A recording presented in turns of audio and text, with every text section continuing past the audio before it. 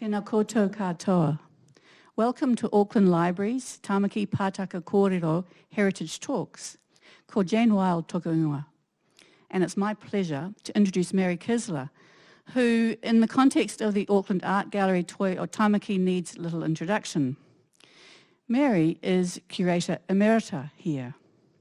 She's also a fellow trustee of the Mackelvie Trust, and today she's speaking as the 2020 Auckland Library Heritage Scholar.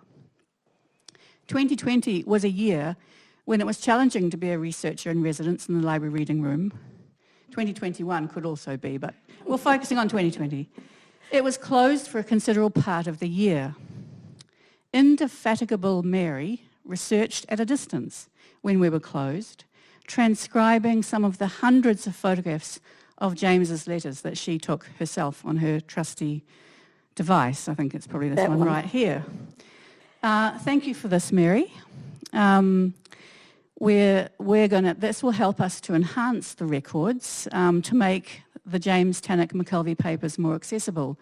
And in return, we're currently digitising his delicate letterbooks so you can enlarge his handwriting from home. But here in the Art Gallery, formerly the library, and across the domain at the museum, James Mackelvie's bequest connects us with his distributed collections. The Mackelvie Trust are working to shine light on these connections through the recently established Mackelvie Society. But let's hear from Mary today about the insights the primary resources, papers and photographs can offer some 150 years plus after James landed here. I'm delighted to hand over to Mary to share your findings. The floor is yours. Kia ora. Kia ora, Jane. Thank you so much. And thank you all very much for coming. If I was really going to talk about everything that's going to go into this book, you'd be here for a week. So you have to accept that this is sort of a little soupçon, a little taster, just to warm you up for the book when it eventually does come out. That is entirely down to COVID, so who knows. But it's my great pleasure today to talk about James Tannock Mackelvie. And starting off at the gallery, before I go any further, I want to thank the librarians because you have been so supportive of me, and it's just so lovely to come over there, and any mad request I have, you always seem to find a way to match it, so thank you very much. I didn't want to forget that. So what I'm going to do, because not everybody here will know even who James Mackelvie is to any great extent, and so I'm going to give you a little synopsis of what he did before he came to New Zealand, and then talk about the way the archive and his acts reveal how his life was changed by that journey. So he was born in Scotland, but he fled home, and I do use the word fled deliberately, when he was 16 to work in Liverpool. And he worked for the Birkenhead Ferry Company for a number of years, and when he decided to leave, he was wildly praised, and he was presented with a silver pen. It didn't stay in his collection because we might have received it here in Auckland if it had, but there was a lovely write-up of the event in the papers, and one of the other managers, he'd risen to the position of manager, quite a young man really, and one of the other managers said that if he was being paid £500 a year, which was quite a lot in those days, but if they could have paid him $1,000 to stay, they would have done so. So he was respected in Liverpool. And of course, Liverpool was a very bustling and exciting port with very grand buildings along the river. I mean, I don't know how many of you have been there, but I put in that little engraving of Canning Dock in 1840 just to give you a sense of the sorts of edifices that were starting to go up. So he wasn't quite prepared to come out to New Zealand, what he found when he came to New Zealand. He'd actually met William Brown, one of the partners in Brown, Campbell Co, in England, and after William Brown had done a phrenological test to make sure that his skull was the right shape to come to the colonies, he was employed to work, and he was initially just going to be an employee, but in the end he bought in as a junior partner in the firm. So he paid quite a sum of money. But when he arrived, he was somewhat disconcerted because the streets, of course, were made of mud. Queen Street still had a stream flowing down it, and the main street was Shortland Crescent, which we now know as Shortland Street. And both of these are two different views taken around the time in 1865 when he came out. The image on the top is looking up from Queen Street, and you can see that pretty much behind to the right, there is nothing. There are just fields. If you go up to the ridge on the top, on the skyline, very faintly on the left, you'll see the old church of St. Paul's, which was at the end of Princes Street. And at the right, there's just a bit of a shadow. There was a building, a hotel, that was to become the Northern Club. Below, you get the opposite view looking down towards Queen Street. And he did comment on the mud in the roads, and he really had thought he might be coming to something a little bit more. This particular photograph absolutely fascinates me, and I must say, one of the books in the library, Stephen Barnett's A Picture Book of Old Auckland, was enormously helpful, but also there was a tremendous display outside the library at Auckland Museum of a whole lot of photographs from the period. So with my trusty iPad, I also photographed some of them and then tried to make them look a little bit more professional. But you can see from that street in the foreground is Parliament Street. Long before the buildings that we now know were there, Waterloo Quadrant on the left, and you can see the Northern Club up at the top of the rise and the spire of Old St. Paul's on the right. Now, apart from what was down in Custom Street, that really was the main part of the city, and this was where Mackelvie spent his days. The offices of Brown, Campbell Co were in Shortland Crescent, and and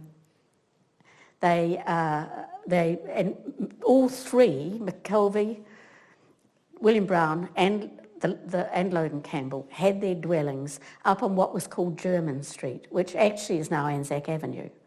And as far as I can make out, because I haven't been able to find a plan yet that actually has the names of who owned the different plots, but it looks to be pretty well just down from the top of what we now know as Constitution Hill. And of course there was a bay down below, Commercial Bay, and an official bay, Judges Bay, as you go around the coast. And that was where they lived. And what I've got here is photographs of William and Jessie Brown.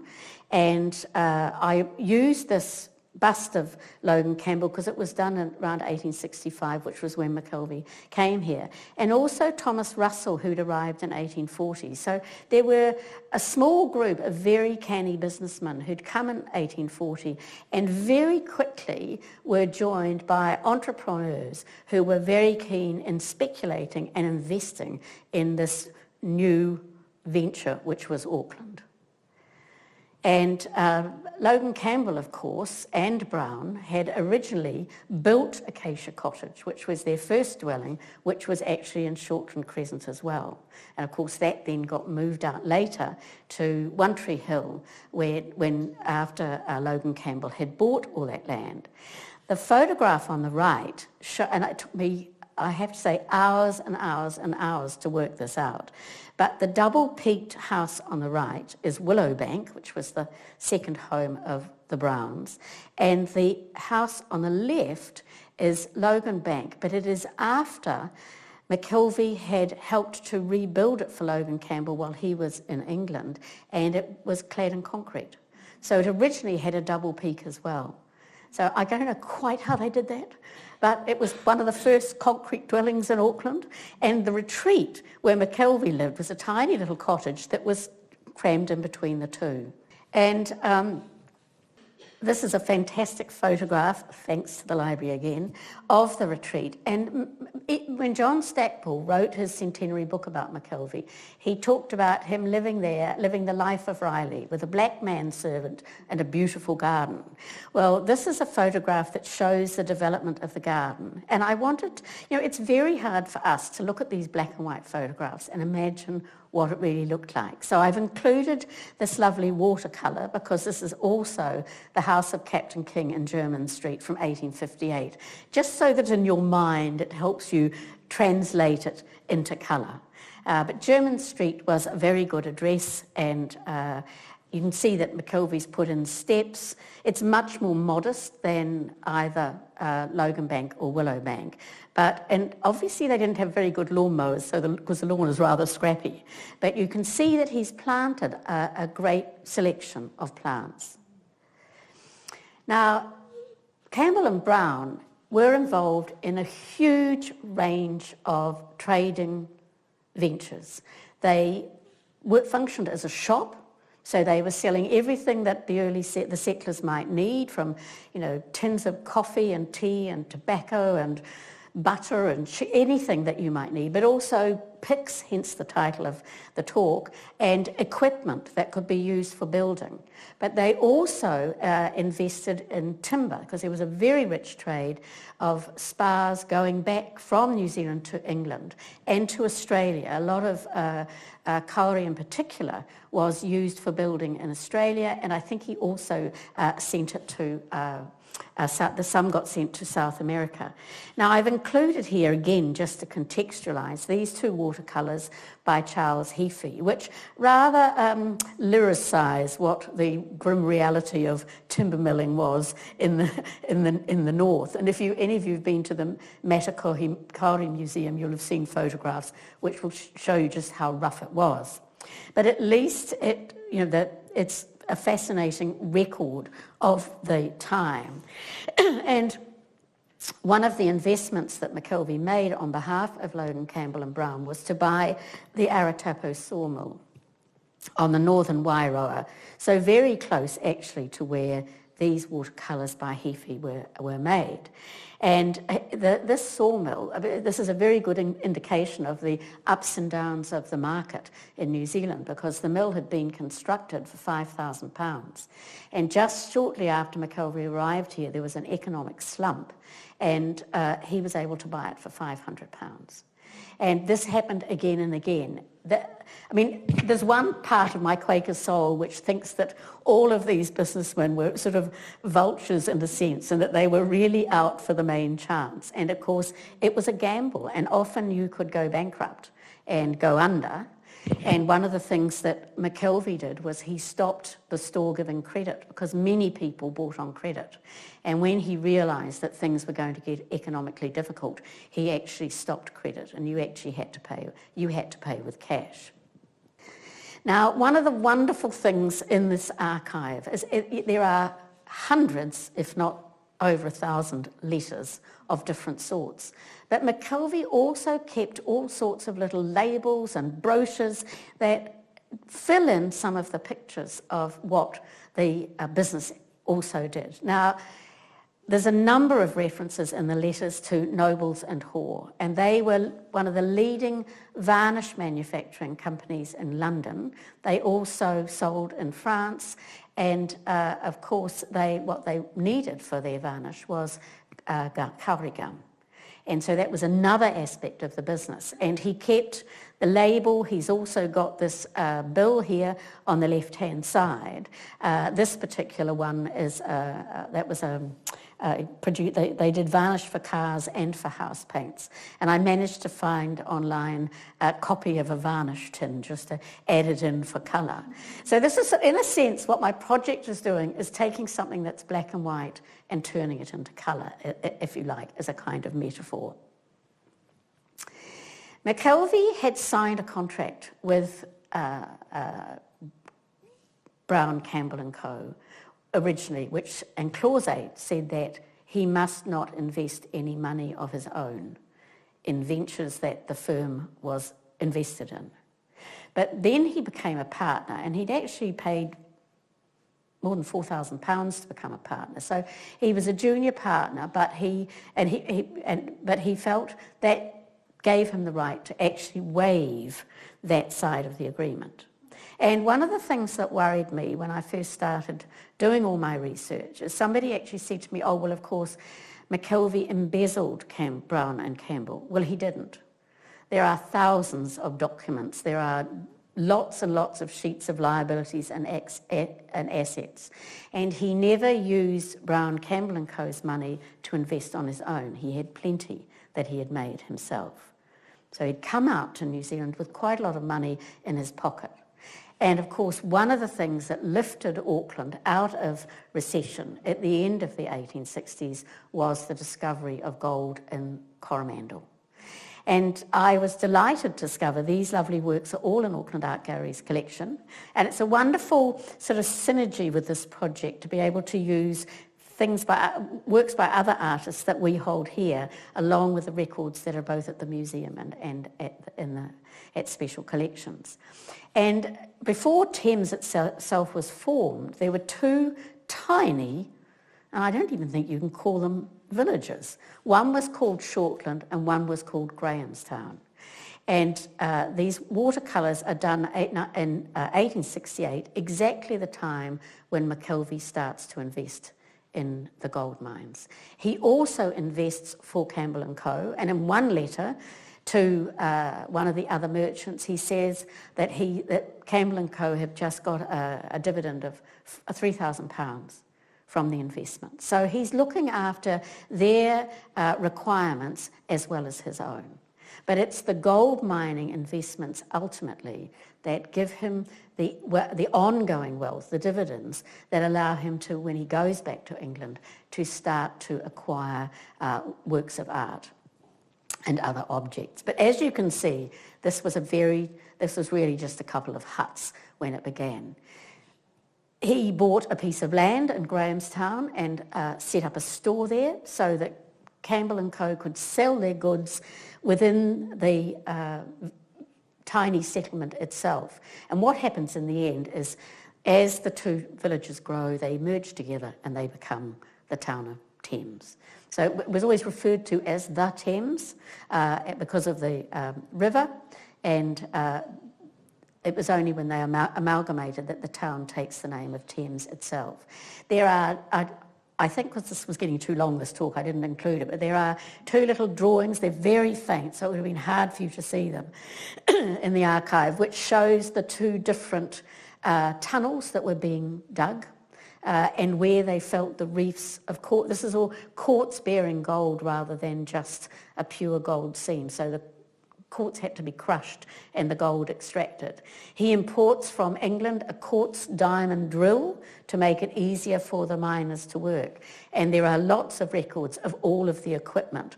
It does worry me, none of them ever ordered vegetables. So they would have meat and they would have tea and an awful lot of alcohol. Because of course the other side of Brown, Campbell and Co.'s business was the manufacture, importation of alcohol. They imported the spirits, but the beer was made here. And Campbell eventually was embarrassed. He was ashamed that they were involved in this wicked trade, but at the same time he wasn't about to give it up because it was his most profitable form of income. Now, I've got on the left here, this is one of his sheets, and it has an analysis of wines and spirits accounts for the year ending 30 June 1866. And it includes London importations, Australian importations, Auckland purchases, beers and wines, the cost of freight, lightage. Now, I wonder, is that, I don't know what lightage is, but I presume it might be carrying, it's a lighter boat, isn't it? So, yeah, so it's transporting it by boat. Wharfage, cartage, bottles, packing cases, coopering, which is putting the bands on barrels, the store rent and advertising. Every single aspect of his working day is recorded by hand and then copied so that there are multiple versions of the documents. So, and Graham Dunstall in the 70s wrote a fantastic thesis which has never been published called Colonial Merchant, which again also is at the library, and I'm finding that invaluable. I'm halfway through it, but as I can't get in to finish it, that has to wait for another day. but he really sums up the business community, and I have to say that business is not my strong forte. So I'm very grateful to Mr. Dunstall because he has encapsulated the whole business environment. Now, the letter book that Jane mentioned, there's this large letter book which is alphabetical, and at the beginning there is a page for all of the letters copied by hand on what amounts to tracing paper, and they're all copies of the letters that Mackelvie sends to all of the people that he corresponds with. Now, when he writes to Campbell Co, it can take up to 3 months for the letter to get to England, and then it can take 3 months for the reply to come back. It's a very hard way to run a business. And in the end, he had to just use his ingenuity and get on it as best he could. But you can see here at the top, on the right-hand side, all of the letters, all the pages that refer to William Brown. Sometimes they're written on the back of the page in reverse, and so I had to reverse them.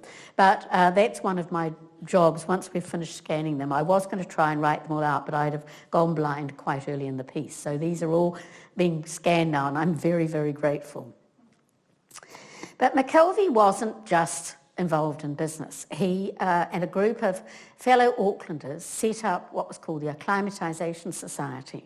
And I found this wonderful photograph at the museum, and the label that was on it said it was before the domain was formed, but that pond looks too similar to the pond now. I think actually this is after the land's been divided up, because they look to be deciduous trees and they wouldn't have been planted there before Europeans came here.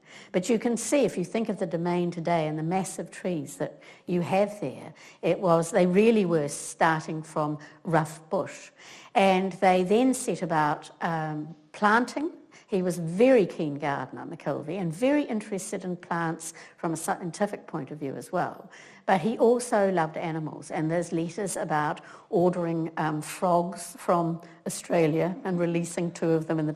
I think all of those early colonists probably have a lot to answer for now. But he also settlers really missed the songbirds of Britain. And one of the things they did was to bring in sparrows and things like that. But also, he involved in this project was Alban Martin, who'd come out in 1851, and who remained. He travelled in Italy. One of the things I always think about was Mackelvie had already travelled a bit and was to travel a lot when he went back to England. These are the things. It's like most of us under COVID are having conversations about the wonderful holidays we've had overseas. And I thought these men who, and their wives and families who had travelled, it must have been a fond recollection often to talk about where they had been. Now, Alban Martin gave Mackelvie a few watercolours when he went back to England in 1871, but he also sent him further works and included, and these are all now in the Auckland Art Gallery collection, demonstrations really of how the domain has grown. So it starts off from that very rough beginning and becomes quite a sort of wonderful bosky grove, if you like. But I also love the little wooden bridge, which was the bridge to Parnell. Things have changed. Now, the other thing that I've been looking at, and that something that nobody has written up before, but there is a very large part of the archive which is about his sister Catherine and his family. So I did a lot of sleuthing on Ancestry.com and Scotland's People and things like that, and because I wanted to find out about Mackelvie's childhood. And we know that his parents were married the year before he was born. His sister was born first, and in the 1841 census, his father, Neil, is described as an innkeeper living in Glasgow. And the children are Catherine, aged 18, a dressmaker, James, 16, working as a clerk already, John, about whom I have found no reference at all, and Alexander, aged 10. Now, when I first read this, I thought, well, all of the earlier writings about Mackelvie said that he didn't have any siblings. And lo and behold, in the archive, there were 2 letters from his brother, Alec. What you will notice, though, is that, and then there's a Robert Mackelvie, we don't know who he is, but, and his wife is now listed as Agnes. I haven't been able to find a death certificate for Susanna Richmond, but I think she must have died. And there's a letter that talks about him being, Mackelvie being, and giving the boy advice at 16. And it says, I know you aren't happy with your mother-in-law, in inverted commas. Now, I thought he's hardly likely to be married at 16. So is Agnes the new wife, or is she living as his wife? It's very hard to tell, but she's certainly listed. And then, of course, I hunt again and finally find a wedding certificate. So my feeling is that James's mother died, and as soon as he could, he left home. It was quite a busy household. The 1851 census. His wife Agnes is now 50. She was born Kilmarnock, where they'd all been born as well. Catherine Smith, the daughter, is now a shipmaster's wife. Jane Smith is an unmarried 24-year-old dressmaker, probably her sister-in-law, because she's married Captain Smith, who was a sea captain. All the other members of the family have left home. Now, most people have believed until now that when Mackelvie went back to England, his life was very pleasant. In actual fact, his life was a tragedy, because his sister had developed a mental illness, and it's fascinating that these came to New Zealand. You thought if somebody had actually been through the archive in England, they might have thought, this is too personal, we won't keep it, where it's exactly the kind of information that gives you more understanding of the sort of person that he was. So the letter says, and you can read it for yourself, we've been infested by the police ever since I've been at home. Our means have been squandered among the unscrupulous and the dishonest. They have come themselves and brought who they ... into my house at midnight hours, have drugged me and done as they liked, and they do the same now. The letters all repeat the same story, that the police are coming in the window, they're pouring poison down her throat. And finally, in 1874, Susanna has to be placed in an asylum. Now, Mackelvie, there's lots of letters to doctors. Mackelvie had done everything he could to find some sort of cure for her illness, but it was becoming impossible to control her at home. And he finally decided to place her at Sawton Hall, which was an institute for the recovery of the insane. And it's one of the few hospitals of its kind that was very liberal. And the doctors, so John Batty Tuke was an amazing man.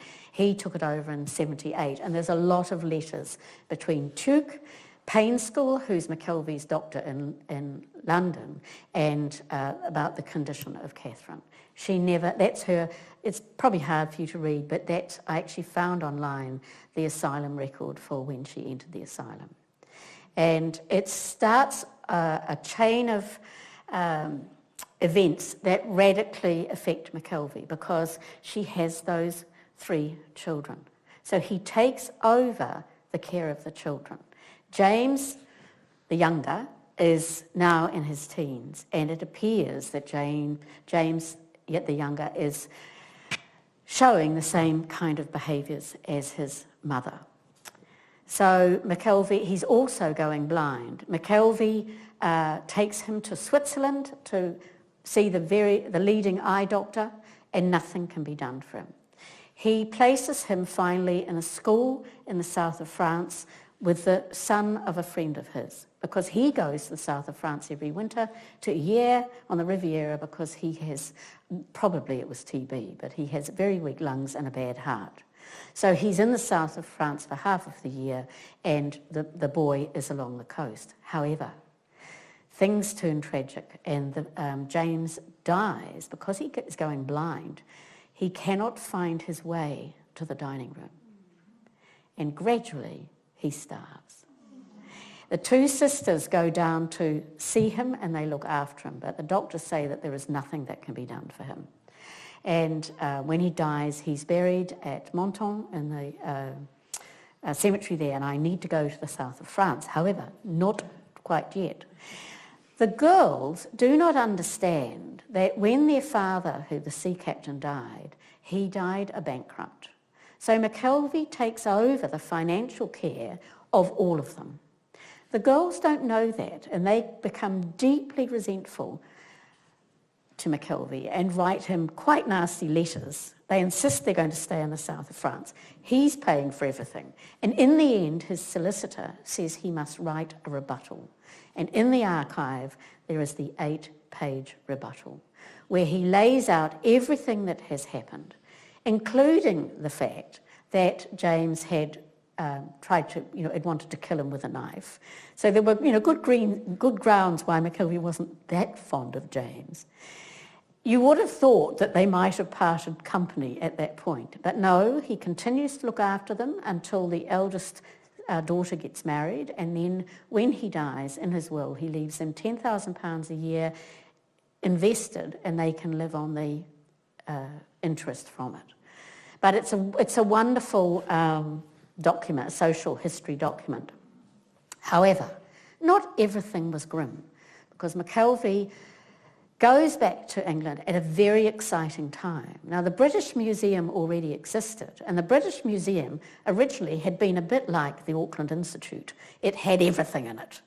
And then it got divided up, and the South Kensington Museum was built in 1869 while Mackelvie was still, and this is of course the V&A, the Victoria and Albert Museum now, but that had been built in 1869, and that took all of the decorative arts to be displayed there, and then objects, the Natural History Museum was built in between 1881 and 1883. Before that, everything, as I said, was at the British Museum, and apparently some of the very early stuffed animals had started to go off, so they used to have cremations in the courtyard. So it was really a rather eccentric business, but I think things became much more professional once there was a dedicated natural history museum. But there were leading scholars in every field who were informing these museums, and of course in the list of books that Mackelvie sends out to the Institute is a book about the foundation of the South Kensington Museum. These became his models for building his collection.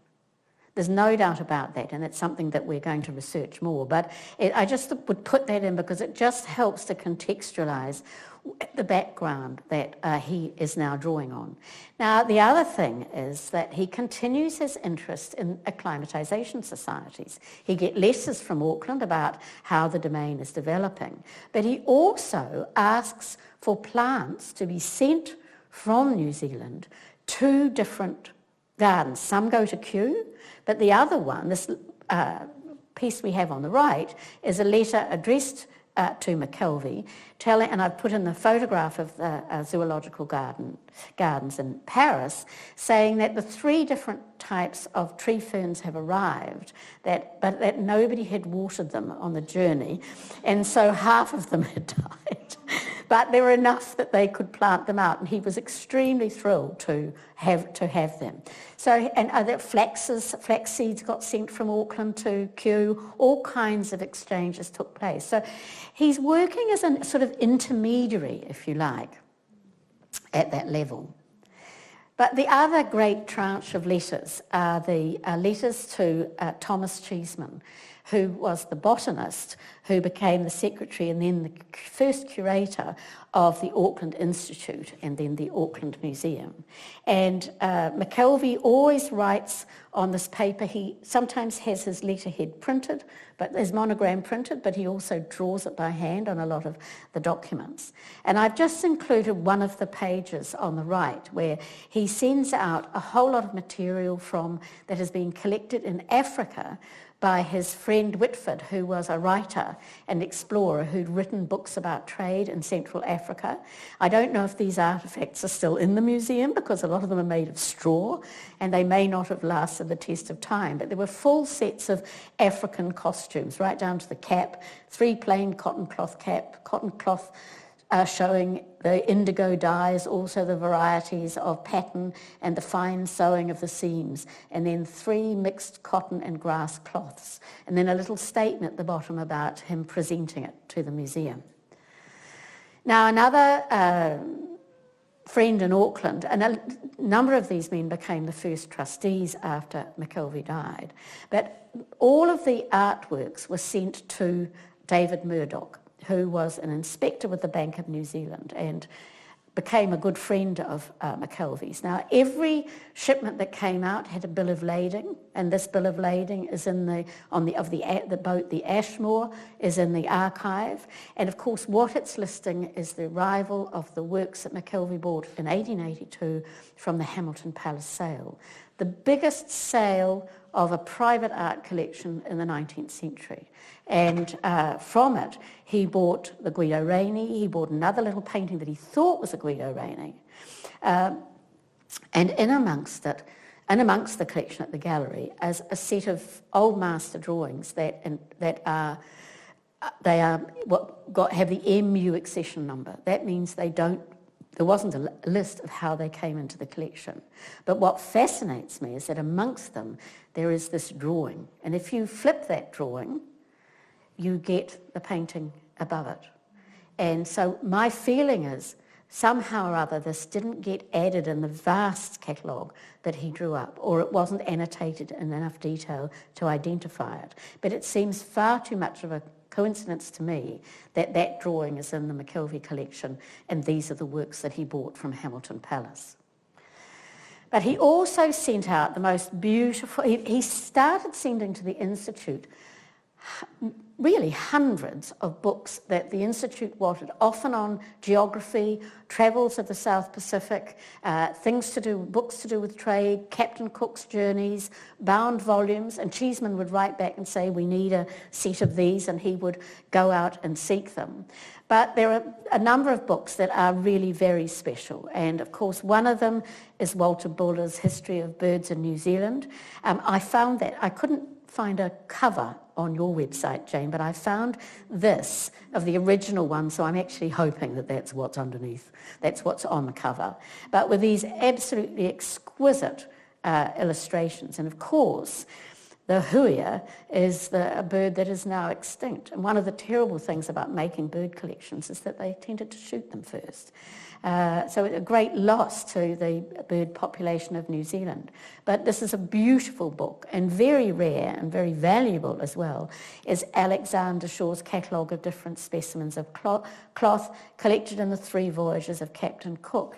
Now, every book is different, and they have the samples of tapa cut out and attached to the pages. It is an absolute gem. And if you want to see all these books online, the library website has all of these available. They're absolutely remarkable. Also, these 2 giant books of ornament, and these are particularly fascinating because there are great links between what you see here and what was used to decorate and to collect in the South Kensington Museum. So he's very much building a collection which, in microcosm, because it compared to what you get in those great collections in England, it's tiny, but and all of it was for the edification and the education of the people of Auckland. So he very much has this in mind.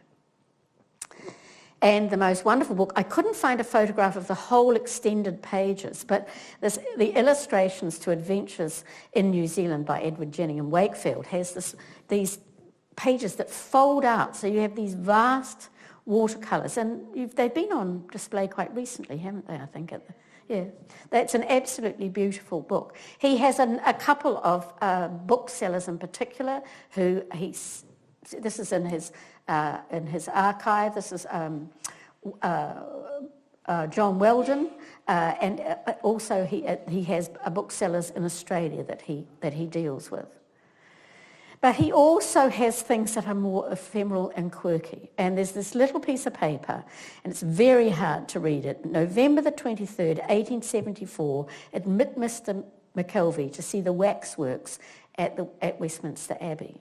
Now, when you had funerals, historically, the coffin would be closed, but a wax figure, going all the way back to the Tudors and earlier, a wax figure of the person would be carried in the funeral procession, so that you would see them as if they were alive. The same thing happened in Florence. And I found on their website, Westminster Abbey's website, this wonderful little figure of the young, it is called the Eyes of Young Robert, Marquis of Normanby. So he must have died as a little child, and this was the figure that was carried with him. And so Mackelvie, you had to get special permission, as you could see.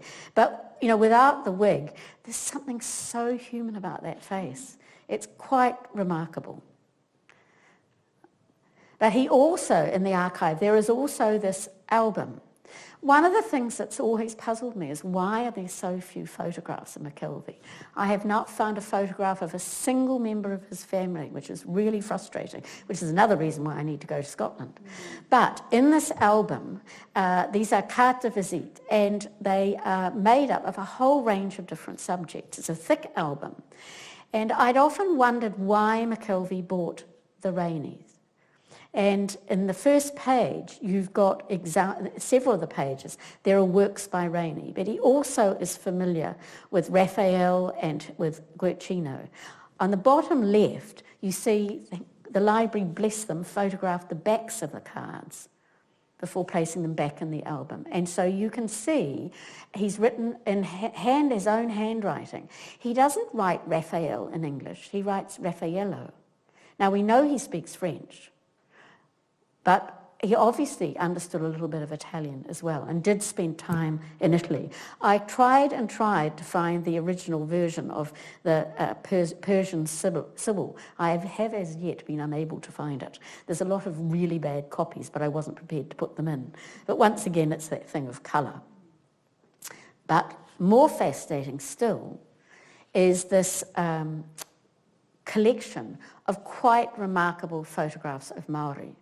Now, Mackelvie greatly admired Maori. He had great business dealings with them, and there's letters in the archive in Maori from groups of Maori land sellers making arrangements for the sale of land. But he was fascinated in them as he obviously felt that they were very dignified people. He bought jade items that he sent to New Zealand because he wanted to show Maori how other countries like China and Japan used jade in their art practice. But he also has coloured versions of Laplander costumes, which you can see below. But I love the explanation card that's in it, the Great Sensation card. Extraordinary production of modern art contains the portraits of over 1,000 living and historical celebrities, and is designed not merely as a photographic curiosity. Now that's really important, because if you'd gone back 2 centuries, people collected engravings often as curiosities. But he sees them as these are a medium of instruction. And so it's a fascinating album. Now, in the archive, there's also this wonderful little piece of paper which I've typed up for you because it seems to me eclectic.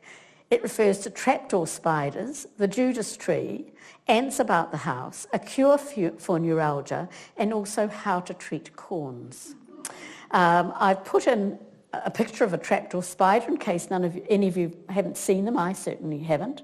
But I think the note, he's obviously been this is written in the British Museum, the Judas tree. Guards said it was not upon the Judas tree, but upon the elder that Judas hanged himself. So he's walking around the museum with his little scrap of paper and quietly writing to himself. I don't know how you'd make up the cure for neuralgia, but the corns interest me because in one of the only portrait from life of Mackelvie is this little work done by George Halkett in 1884, the year before Mackelvie dies. And this is in when he's spending the winter there. Mackelvie didn't like the picture, and of course he's not wearing shoes, he's wearing slippers. Is it because his corns are hurting? Just a thought. We'll come back to that work. However, the Auckland Council felt that when Mackelvie's gifts started coming through to Auckland, that there should be some sort of recognition, particularly once it was decided that the collection could be shown in the new Auckland Art Gallery. In his will, Mackelvie had wanted a separate museum to be built for his collection. But there was another depression shortly after he died, and when all of his property was sold in, very little, and the money that he'd hoped to get wasn't achieved. But this photograph up on the top left was originally taken in Rome, and it gets reworked in a number of versions. There's an oval version where you can't see the fact that he's leaning on this wonderfully tasseled chair. But after his death, Louis John Steele is asked to turn the photograph into a posthumous portrait. And so he now presents him sitting at his desk. I've not been able to identify yet the seal that's on that work, but a very elaborate table, a very elaborate inkwell, and also he's about to write with a steel pen. When I first looked at the painting years ago, I thought perhaps that might be a quill, and then I realised it was a metal pen. And of course, that's what you have to imagine when you look at all of his handwriting, that it's painstakingly written out with a steel pen.